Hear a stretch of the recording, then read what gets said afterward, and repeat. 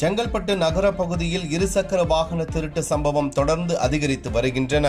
நகரின் பல்வேறு இடங்களில் நிறுத்தப்பட்டிருக்கும் வாகனங்கள் குறிவைத்து திருடப்படுவதாக பொதுமக்கள் கவலை தெரிவித்துள்ளனர். குறிப்பாக செங்கல்பட்டு ரயில் நிலையத்தில் நிறுத்தப்படும் இருசக்கர வாகனங்கள் அதிக அளவில் திருடப்படுவதாக கூறப்படுகிறது. ரயில் நிலையம் மற்றும் அதனை சுற்றியுள்ள பகுதிகளில் மட்டும் ஒரு வாரத்திற்கு சுமார் 20க்கும் மேற்பட்ட வாகனங்கள் திருடப்பட்டுள்ளதாகவும் புகார்கள் எழுந்துள்ளன. இதனால் தினசரி பயணிகள் மற்றும் வாகன உரிமையாளர்கள் கடும் அச்சத்தில் உள்ளனர். பாதுகாப்பு குறைபாடு மற்றும் கண்காணிப்பு குறைவாக இருப்பதாகவும் பொதுமக்கள் குற்றம் சாட்டுகின்றனர்.